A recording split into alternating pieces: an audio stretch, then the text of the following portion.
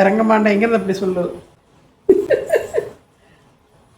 எங்கேயாச்சும் மாத்து வாங்கிட்டு வந்தா இவ்வளோ க்ளோஸ் ஆகி. சரி, ஸ்கூல்ல என்ன சொல்லி கொடுத்தாங்கன்னு சொல்லி இல்லாம பேசலாமா?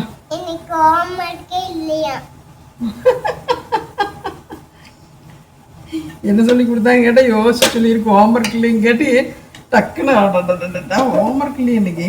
ஒரே மாதிரி இட்லி, தோசை, அரிசி பருப்பு, உப்புமா அப்படின்னு போயிட்டே இருக்குதுன்னு இன்னைக்கு சந்தகம் வச்சுக்கலாம் அப்படின்னு சொல்லிட்டு ரெடி பண்ணால் சந்தகத்திரி தாளிச்சிக்கிற மாதிரி தேங்காய் பால் ரெடி பண்ணல. இனிப்பு யாரும் விரும்புறதில்ல, அதனால்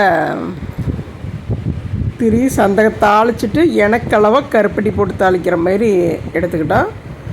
அது திரி சேர்த்துறக்குள்ளது ஒரே ஆள் தனியாக செய்ய முடியாது. நீங்களே எப்படி இருந்தாலும் ஆரோக்கியத்திற்கு கூட வேணும். காரணியாவை கூப்பிட்டேன், கொஞ்சம் பாதி திரி சேர்த்துச்சு. இரத்தம் சொல்லியிருப்பாங்களோ என்னமோ, வந்து நூடுல்ஸ் ஆகிட்டேன்ட்டு. அப்புறம் இதை நோகாமல் நோம்பி கும்பிட முடியுமா, அப்புறம் நோகாமல் நூடுல்ஸ் சாப்பிட முடியுமா அப்படிங்கிற மாதிரி எல்லாம் டைலாக்கும் பேசிட்டு அந்த கரெக்டாக பவி வந்துச்சு. பவித்திரன் வான்னு சொல்லி கூப்பிட்டுட்டு அவசரமாக இங்கே வா, இந்த மாதிரி திருகணுன்னு காட்டி வந்து கைகால் மூச்சு கழிட்டு உட்காந்துருச்சு. வெகு நேரம் கழிச்சு தான் போன திரும்பி பார்த்துருக்குது. நாங்கள் வீடியோ எடுத்துகிட்டு இருக்கிறோம்ட்டு அதுக்கு ஒரு லைட்டாக ஒரு சிரிப்பு சிரிச்சுக்கிச்சு. சந்தகி கருப்பட்டி வச்சு சாப்பிட்டுக்கணும். பொதுவாக சாயந்தரம் சாப்பிட்றோம், சரி நைட் சாப்பிட்றதில்ல. நெக்ஸ்ட் சந்தகம் ரெடி பண்ணங்காட்டி கொஞ்சமாக கருப்பட்டி வச்சு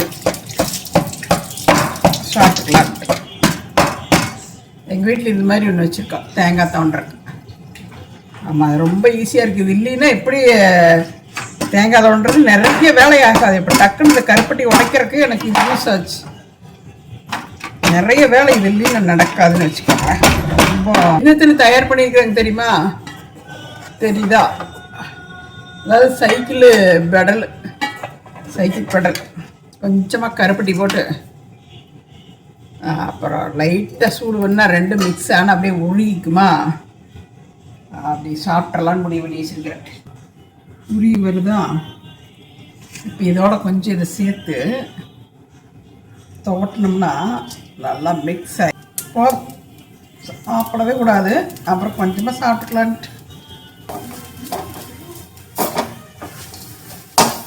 மீதி சந்தகையை காரமாக தாளித்து கொடுத்துட்டேன். அதாவது வெங்காயம், தக்காளி, இஞ்சி பூண்டு பேஸ்ட்டு, கரம் மசாலா, பிரியாணி மசாலா, நூடுல்ஸ் மசாலா இதெல்லாம் லைட்டாக கொஞ்சம் கொஞ்சமாக போட்டு எல்லாம் வதக்கிட்டு இந்த சந்தகையை மேலே கொட்டி நல்லா 5-6 திருப்பி நல்லா தோண்டு வந்ததுக்கப்புறம் முட்டையை உடச்சி அது மேலே ஊற்றி அந்த முட்டையும் எல்லாத்துலேயும் நல்லா செட்டான கடைசி எடுத்து இறக்கி வச்சுட்டு ஒரு வழியாக நைட் டிஃபன் வேலை முடிஞ்சிருச்சு.